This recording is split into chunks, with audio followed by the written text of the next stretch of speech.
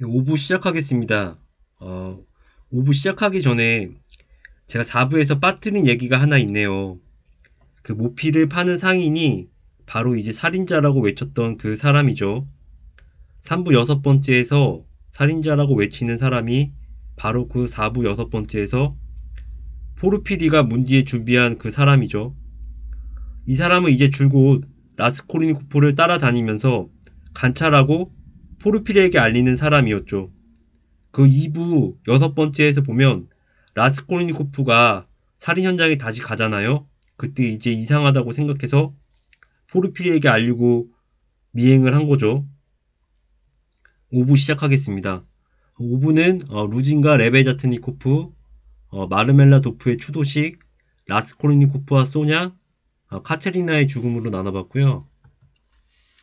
루진 얘기로 시작을 하는데 루진이 이제 레베자트니코프랑은 아는 사이였어요. 후견인이었든가 전 후견인이다. 막 레베자트니코프의 후견인이나 전 후견인이다. 이게 책마다 조금 다를 수 있어요. 근데 이 다른 것은 이제 그렇게 중요하지 않고요. 책 보는 데는 그냥 보시면 될 것 같습니다.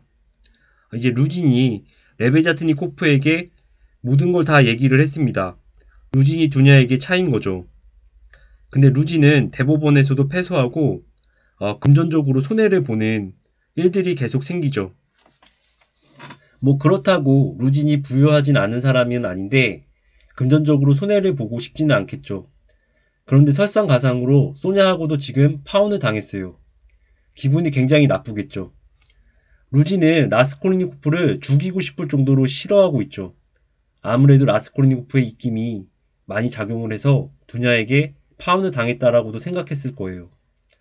이제 루진이 돈이라도 좀 두냐에게 줬으면은 쉽게 파혼하자는 소리는 못했을 텐데라고 후회하죠. 너무 자신이 큰 실수를 한 거라고 스스로 후회를 막심하게 하고 있어요. 두냐가 돈을 받았으면 쉽게 이렇게 자신을 버리진 못했을 거라고 생각하는 거죠. 이 사람은 전부 돈으로 생각하는 것 같아요. 돈을 받았다고 하더라도 돈을 돌려주고 파혼을 할 수도 있잖아요. 그 마르멜라도프의 추도식에는 새 들어 사는 사람들이 모두 다 초대가 되었죠. 그래서 루진도 초대되고 레베자트니코프도 초대되었어요. 물론 이제 라스콜리니코프도 초대되었죠. 새 들어 사는 곳은 다른데 라스콜리니코프는 장례비도 주었으니까 초대가 되었던 거죠. 루진과 레베자트니코프 두 사람의 대화를 보면 둘이 동거하는 것을 알 수 있죠. 루진도 레베자트니코프를 좀 이용하려고 하고 있고 레베자트니코프도 이용당하는 것을 알고 있었죠. 왜냐하면 레베자트니코프가 가입되어 있는 진보주의 성향을 지닌 단체는 그 단체는 이제 구린 사생활을 폭로하는 역할을 하는 단체였죠. 이제 그런 단체를 알고 있으면 루진에게 이익이 되니까였는데 알고 봤더니 레베자트니코프가 별 볼 일 없는 거죠. 그 단체에서도 아는 인맥도 없는 것 같고 그래서 이제 루진은 레베자트니코프를 싫어하는 모습을 보이고는 하죠. 이런 모습을 또 레베자트니코프도 알고 있죠. 나중에 보면 레베자트니코프가 이제 폭로를 하죠. 이제 소냐에게 도둑 누명을 씌우는데 그것은 루진의 누명이다. 그렇게 폭로를 하는 인물이죠. 아무래도 루진이 자신을 싫어하는 것을 이제 알고 있고 이런 모습을 보이니까 너무 비열해 보이고 그래서 폭로를 한 거겠죠.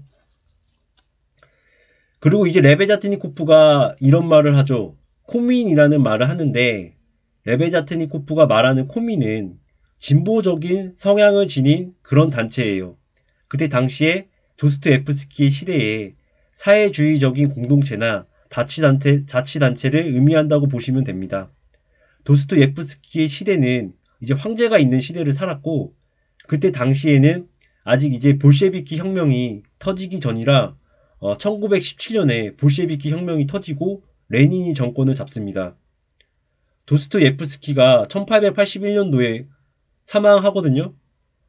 그러니까 이미 사회적인 운동이 시작이 되고 있었고 도스토옙스키가 코민을 언급한 건 러시아의 그때 당시의 시대 상황을 반영한 거라고 봐야겠죠. 이런 시대적인 상황이 레닌이 정권을 잡는데도 큰 역할을 했다고 생각을 합니다. 저는 그렇게 생각하는데 우리는 지금 소설을 얘기하기에 이 정도로만 언급을 하고 소설로 돌아옵니다.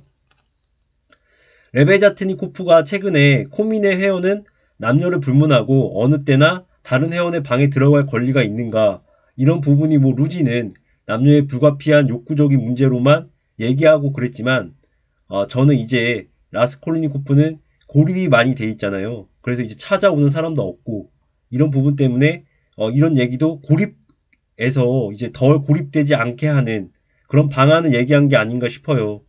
이런 문제로 토론도 했다고 하니까 레베자트니코프는 그렇게 배역이 제압을 해서 배역이 크지는 않아요. 레베자트니코프가 남녀가 같이 방을 자유롭게 넘나든다? 이 말은 이제 어찌 보면 이제 라스콜리니코프와 소냐를 말하는 그런 생각도 들어요. 라스콜리니코프가 자신의 죄를 고백하니까 소냐에게 그러면서 이제 사랑이 더욱 싹트고, 그러니까 사실 이제 비밀스러운 부분을 서로 사람들끼리 이야기를 하면서 서로 이제 친밀해지는 거죠. 초대받은 루지는 추도식에는 가지 않겠다고 합니다. 레베자트니코프도 갈 생각이 없어요. 추도식에는 갈 생각이 없습니다. 근데 이거는 연막이죠. 갈 생각이 없는데도 사실은 갈 생각이 있는데 도둑 누명을 씌우려고 그것을 더 완벽한 범죄로 만들기 위해서 거짓말을 하는 거죠. 갈 생각이 없는데 돈이 없어져서 왔다. 이런 입장으로 더욱 범죄를 완벽하게 만들려고 한 거죠. 그리고 이제 루진이 레베자트니코프를 놀리는 게 나오죠. 카체리나가 레베자트니코프를 때린 얘기도 나오고, 그리고 이제 레베자트니코프가 폭력을 싫어하는데 카체리나가 손톱을 세워서 먼저 달려들었다고 하죠.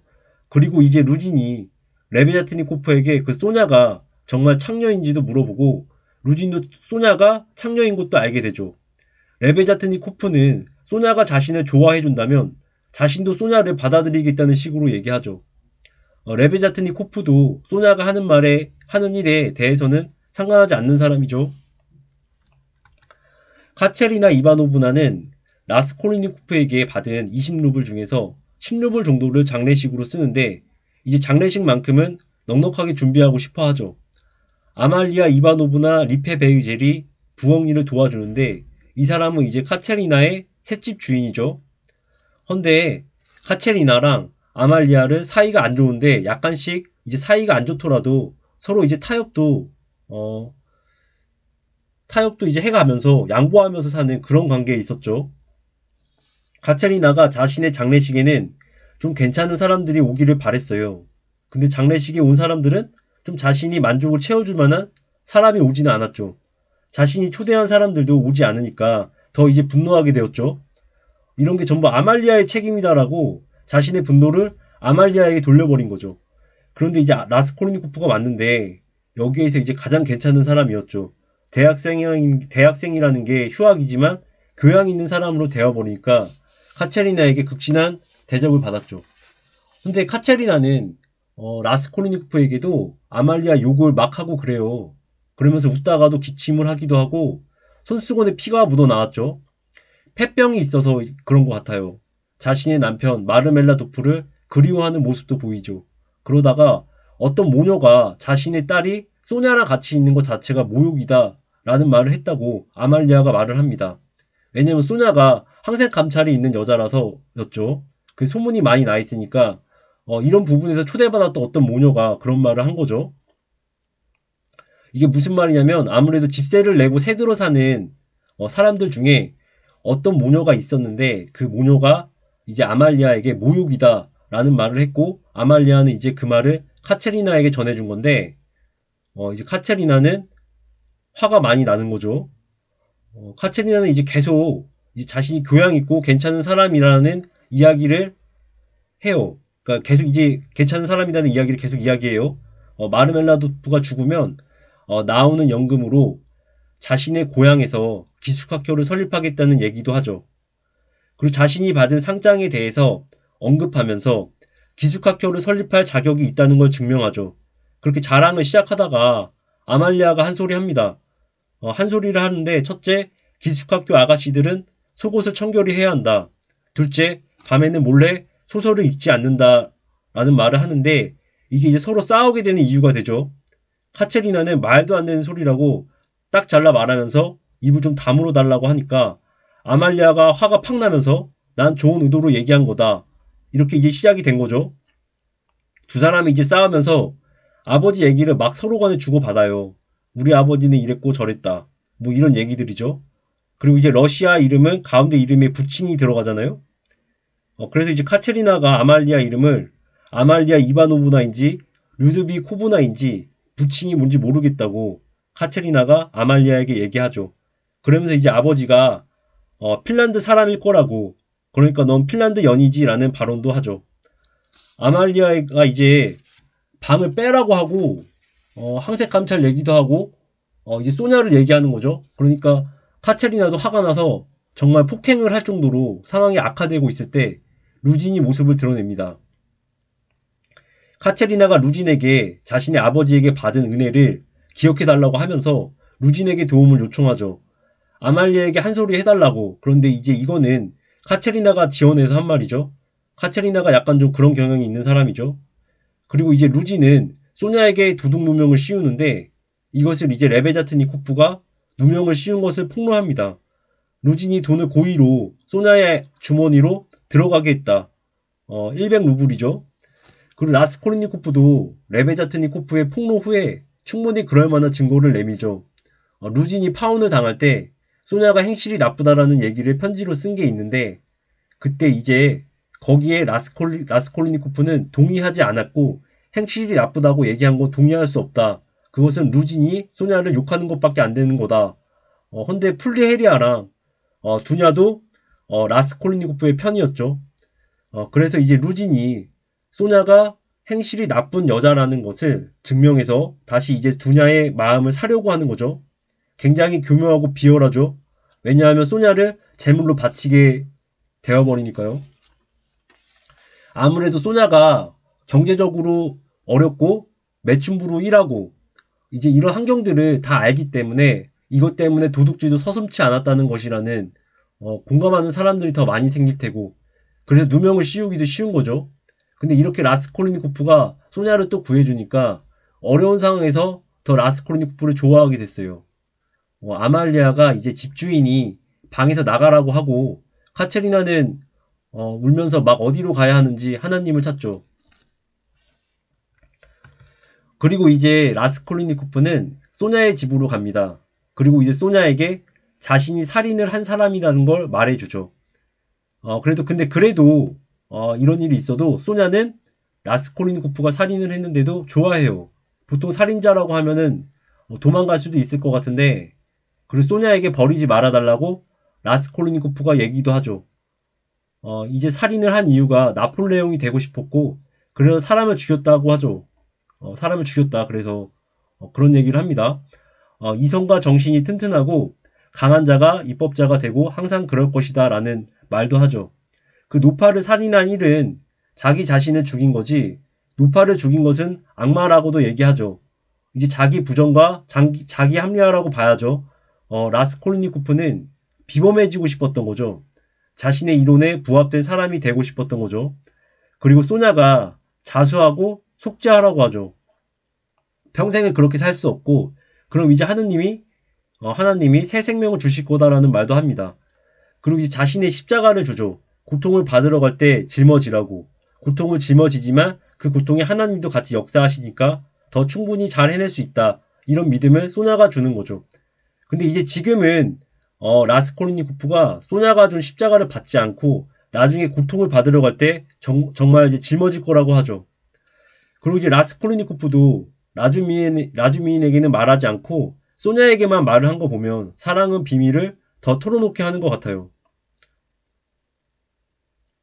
뭐 이런 말도 있죠. 우정은 사랑 앞에서 반딧불 앞에 태양이다. 이런 말도 다들 알고 계시는 말이죠. 그리고 레베자트니코프가 라스콜리니코프와 소냐를 찾아옵니다. 카체리나가 이제 미쳤다고 하죠. 카체리나를 보기 위해 다 같이 밖으로 나갑니다. 근데 저는 여기에서 이제 라스콜리니코프도 소냐가 없었다면 미쳤을 것 같고 소냐도 라스콜리니코프가 없었다면 미쳤을 것 같아요. 그냥 많이 힘들어하는 모습이 보였으니까.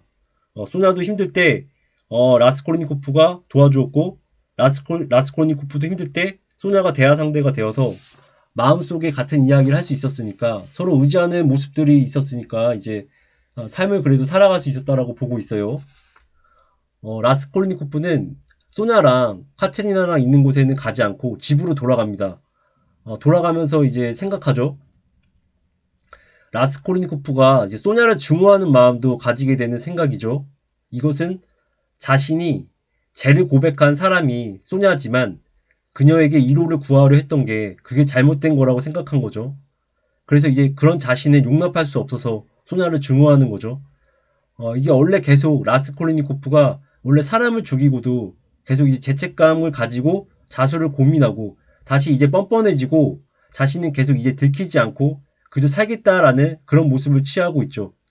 이런 모습이 소냐에게도 그대로 투영되고 있다라고 볼 수 있겠죠. 라스콜니코프가 집에 있는데 두냐가 찾아옵니다. 그리고 라주미인에게서 얘기를 들었다고 하죠. 그 라스콜니코프가 뭔가 공포에 사로잡혀 그렇게 받아들인다라는 말을 했다고 하는데 근데 이건 뭐 신경이 좀 예민해진 얘기를 한 거다라고 생각하셔도 될 것 같습니다. 그리고 라스콜니코프는 두냐에게 라주미인은 괜찮은 사람이라고 하죠. 아, 라스콜니코프가 두냐를 만나고 밖으로 나갑니다.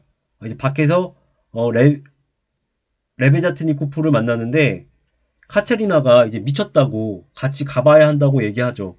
거기에 소냐도 있죠. 카체리나 이제 애들이랑 같이 광란을 거의 벌이고 있었죠. 애들을 때리기도 하고 춤을 추라고도 하고 노래도 하라고 하고 막 사람들에게 욕도 하고 그러니까 소냐가 이제 집에 가자고 했는데 카체리나는 집에 가지 않죠.